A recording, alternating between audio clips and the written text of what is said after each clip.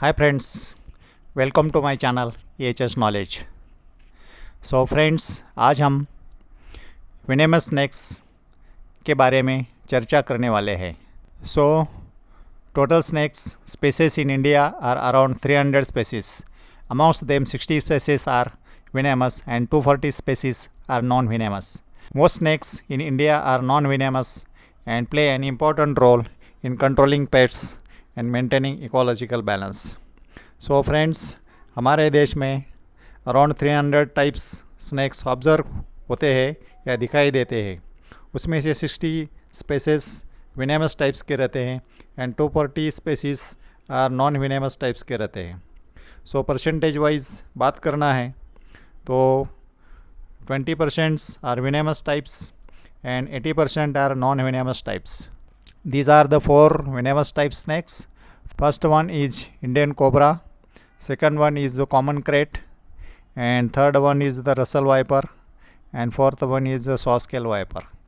So आज ये 4 types snacks के बारे में डिटेल में जानकारी लेने वाले हैं। सो ये इम्पोर्टेंट वीडियो है, ये this is for public awareness, काफ़ी यूज़फुल होने वाला है।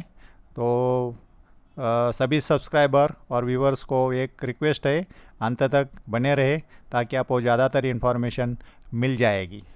सो स्टार्ट करते हैं। Start with the Indian cobra. So the Indian cobra, also known as spectacle cobra, which is one of the most iconic and venomous snakes native to the Indian subcontinent. Appearance is 1 to 1.5 meter long, though some can grow up to 2.2 meters. Color varies commonly yellowish, brown or black. Hood marking, distinctive spectacles shaped pattern on the backside of its hood, hence it is also called as spectacle cobra. Found at across the India, inhabits forest, agriculture fields and populated urban areas also. This is a neurotoxic venom affecting the body nervous system and potentially leading to paralysis or respiratory failure if untreated. So friends, ये है Indian cobra और ये जो image है this is about the king cobra बोला जाता है। सो वो these snakes are venomous types और इसमें डिटेल में जानकारी लेना है तो इसका अपीयरेंस आप देखेंगे, ये ब्राउनिश टाइप है। तो ऐसे ये अपने डार्क ब्राउन भी रहते हैं, ये ब्लैक कलर के रहते हैं, या अपने ब्राउन कलर के रहते हैं, येलोइश टाइप के रहते हैं। सो ऐसे टाइप्स के कलर के ये स्नैक्स ऑब्ज़र्व होते हैं। उसका हुड मार्किंग यानी कि this is called as hood, this is called as hood. और इसके हुड मार्किंग के बैक साइड में ऐसे स्पेक्टेकल टाइप का पैटर्न रहता है, तो इसलिए उसको स्पेक्टेकल कोबरा ही बोला जाता है। सो ये उसका रहने का ठिकान इनहैबिट्स फॉरेस्ट, एग्रीकल्चरल फील्ड्स या अपना पॉपुलेटेड अर्बन एरियाज़ में भी दिखाई देते हैं। This snacks is neurotoxic. It has a neurotoxic venom which will affect the body nervous systems and potentially leading to paralysis or respiratory failure. So जहरीले सांप रहते हैं। कोई भी स्नैक्स आपको ऑब्ज़र्व हुआ तो उनको छेड़छाड़ नहीं करना है। और जनरली काटता नहीं है, लेकिन आप उसको छेड़छाड़ करेंगे या उसको आप मारने की कोशिश करेंगे तो अटैक करने का कोशिश करेगा। So this is all about Indian cobra. Second है common krait. The common krait is a highly venomous snake found in Indian subcontinent, and here are some key facts. Appearance is typically 1 to 1.5 meter long, though some can grow longer. Color is glossy black or bluish black body with a narrow white bands, and the bands may be faint or absent in some individuals. Head is slightly wider than the neck with a small eyes and rounded snout. Found in fields, forest and near human residence, often hide in narrow crack or rock or wall or under debris. This is a neurotoxic venom, contains neurotoxin that affects the body nervous systems. Bites are painless at first, often not noticed by victim. Symptoms can be include muscle paralysis, respiratory failure, and death if not treated properly. So friends, these are the images of the common crates. ये बहुत shiny रहते हैं, glazing रहता है, black colour के रहता है, या उसके ऊपर ऐसे वाइट स्ट्रिप्स या वाइट मार्किंग आपको बैंड्स नज़र आएगा. इसमें भी आपको ब्लैक के ऊपर वाइट बैंड नज़र आएगा. कभी कभी येलो बैंड भी रहते हैं. एंड सम स्नैक्स को ये दिखेगा या कभी फेंट भी रहता है. सो this is a very poisonous. This snacks is active at night, और वो रेसिडेंस, ह्यूमन रेसिडेंस में रहने की कोशिश करते हैं. कभी कभी वो बेड में भी एंटर करने की कोशिश करते हैं, और अगर आपका हाथ या पाँव उसके ऊपर गिर गया तो अटैक करने की कोशिश करते हैं और काटते हैं. सो इनके जो टीथ रहते हैं, teeth are very small, so that we cannot find out the bite marking, या मार्किंग में आपको नज़र नहीं आता है कि वो पॉइजनस है या नॉन पॉइजनस है, लेकिन इसमें आदमी की मौत भी हो सकते हैं. सो this is all about common crate. Third one is the Russell viper. Russell viper is one of the most dangerous and medically significant venomous snakes in India. Here is more details. Appearance is typically 1 to 1.5 meter long, though it can grow longer. Color is yellowish to brown with the 3 rows of dark brown or black oval spots with white or light borders along the back. Head is triangular, flat, and distinct from the neck with a blunt snout. Found in wide range of environment, farmland, grassland, scrubland, and forest edge. Frequently found near the human settlements due to its preference for rodent habitats. This is a hemotoxic venom. The snake is having hemotoxic venom which will affect the blood and tissues, causes pains, swelling, bleeding disorder, kidney failure, and sometimes death if not treated promptly. So these are also very poisonous snakes. इसमें उनका speed कम रहता है, and normally it lives in the farmlands, grassland, scrublands and forest edges. तो इनकी length कम रहती है, और उसके ऊपर ऐसे ओवल शेप के स्पॉट्स ये आपको नज़र आते हैं. 3 रोज़ रहता है, टॉप में 1 रहता है, एंड साइड में 2 रोज़ रहती है. ऐसे येलो कलर के रहते हैं, या ब्लैक ऐसे स्पॉट्स रहते हैं, ब्राउन कलर के रहते हैं, या ऐसे टाइप्स के अलग अलग कलर्स रहते हैं फॉर द रसल वाइपर.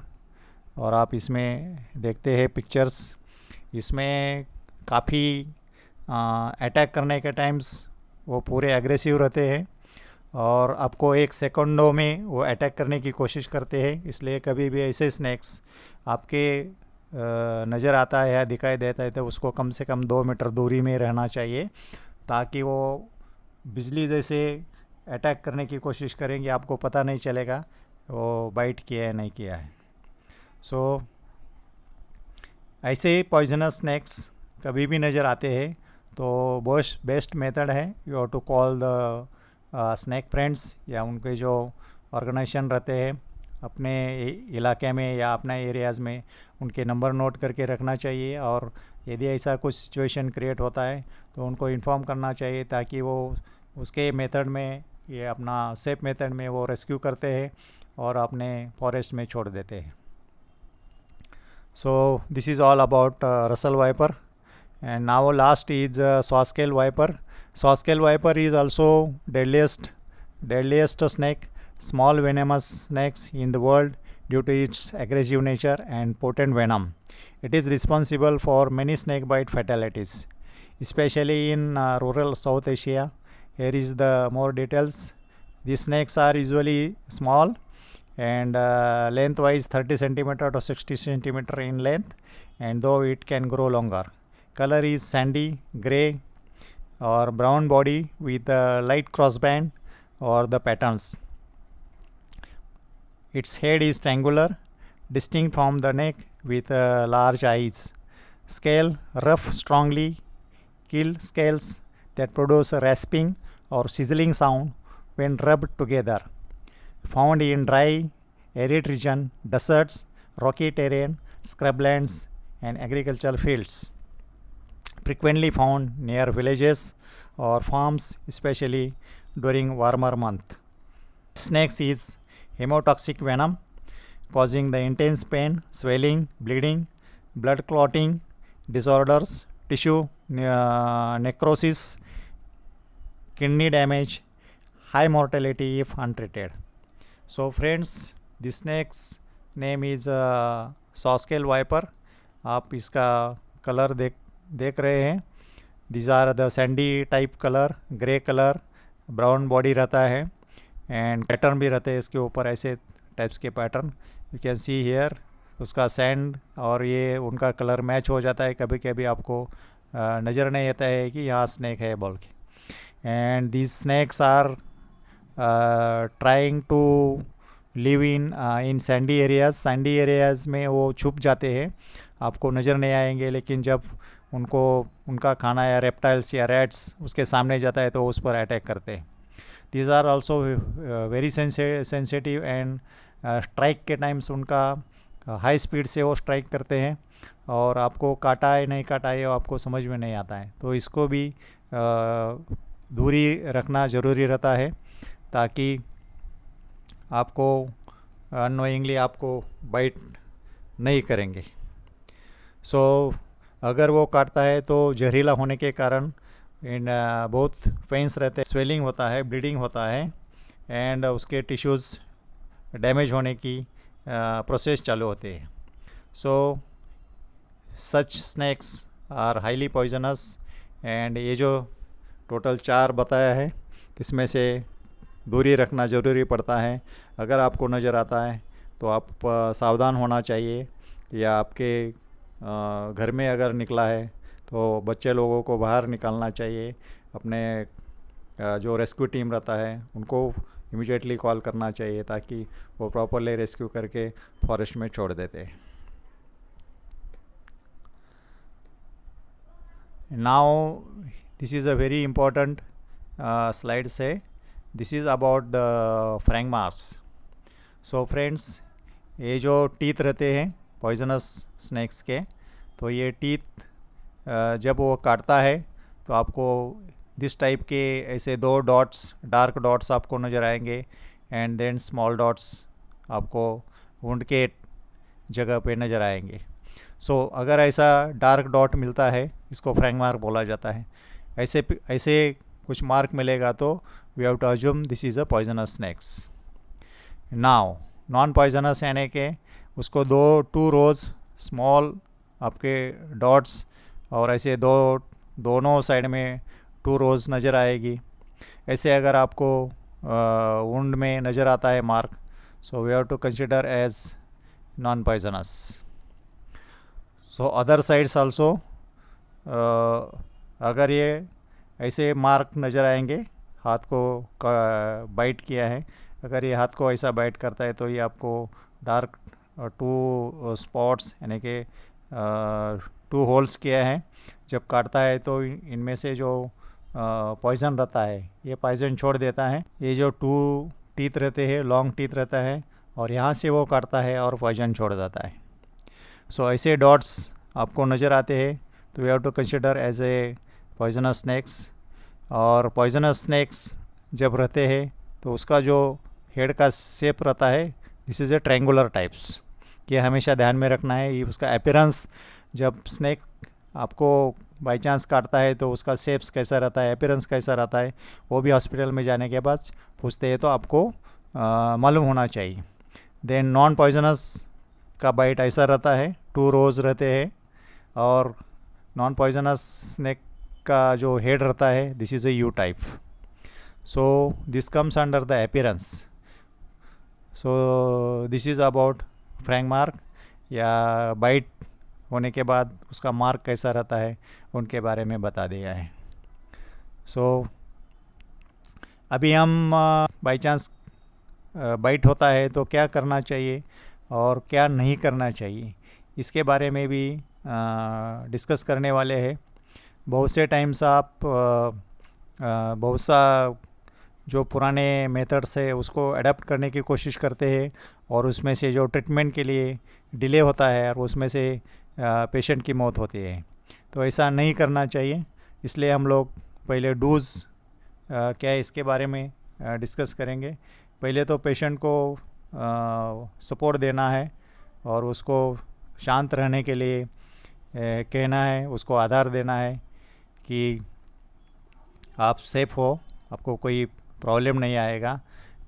दूसरा चीज़, उसको इमोबलाइज अफेक्टेड लिम्ब, यानी कि कहीं ये हाथ को या पाँव को कोई बाइट हुआ है स्नेक का, तो उसको ये जो पार्ट है उसको इमोबलाइज होना चाहिए। अगर ये फ्री ऐसे रखेंगे तो उसका जब ज़्यादा मूवमेंट रहेगा उतना मूवमेंट में वेनम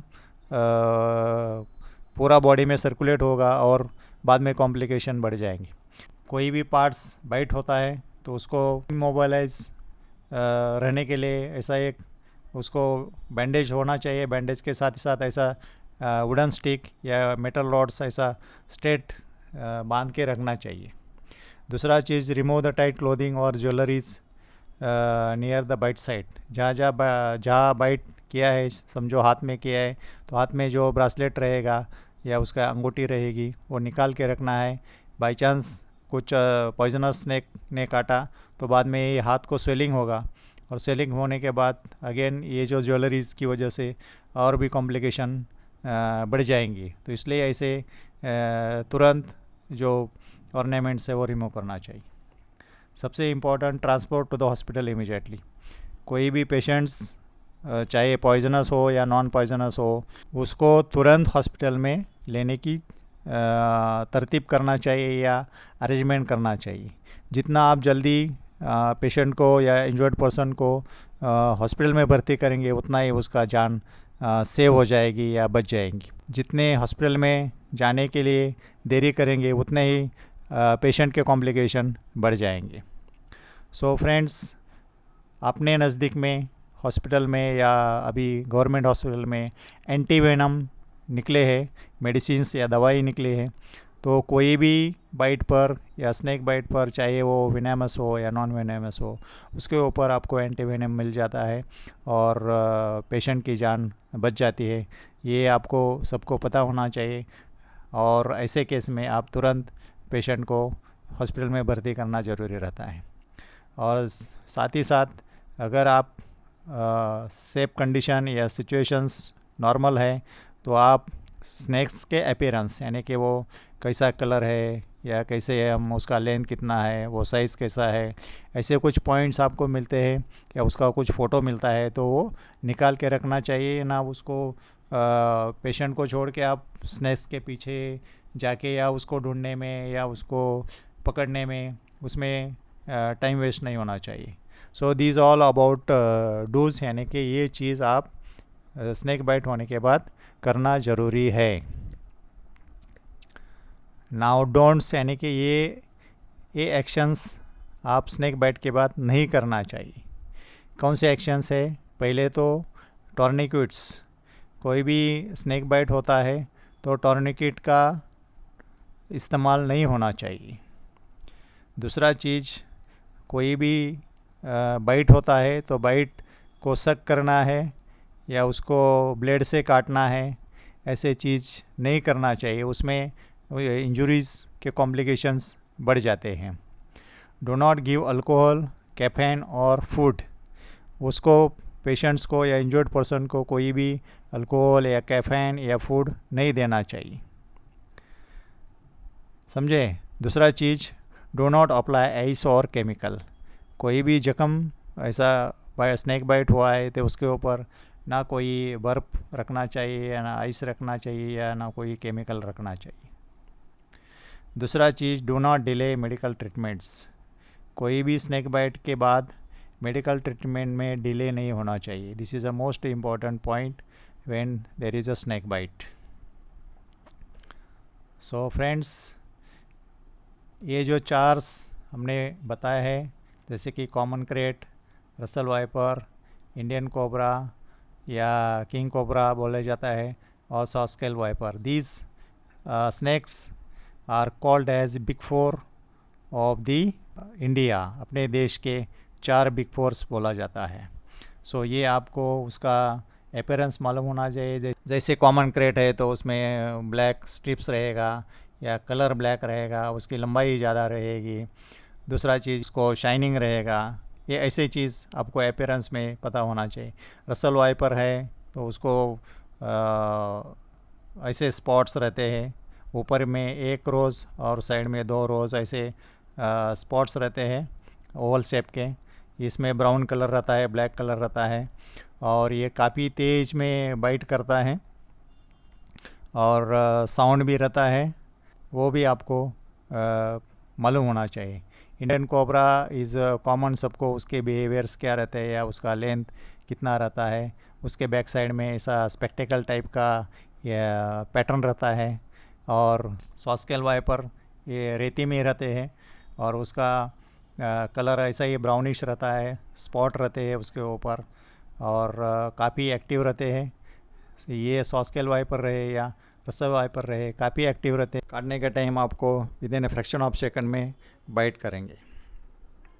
सो फ्रेंड्स, ये थे पॉइजनस स्नैक्स. ये देखो, आपका ऐसे जब करता है तो उसको ऐसा हिसिंग साउंड या साउंड जनरेट होता है, तब आपको पता होना चाहिए कि दिस इज़ अ सॉस्केल वाइपर. ये रेस्क्यू ऑपरेशन चल रहा है अपना कॉमन क्रेट का. देखिए उसका एक्शंस. ये जो रसल वाइपर रहता है, इतने सेकंड में वो आपको काटने की कोशिश करेगा. तो इसलिए ये स्नेक रहेगा या इंडियन कोबरा रहेगा, उसको ज़्यादातर दूरी रखना चाहिए. बेस्ट वे आपका उसका अपीयरेंस मालूम होना चाहिए. और ऐसे ऐसे स्नैक्स आपको घरों में या घरों के बगल में नज़दीक में कोई नज़र आता है तो अपना स्नैक फ्रेंड को बुलाना ज़रूरी पड़ता है. तो फ्रेंड्स, मेरे ख्याल से ये वीडियो आपको इन्फॉर्मेटिव लगेगा. अगर ये वीडियो आपको अच्छा लगा तो लाइक करो, शेयर करो, सब्सक्राइब करो, ताकि हम नई वीडियोस आपके लिए लेके आ सकते हैं. जय हिंद, जय सुरक्षा.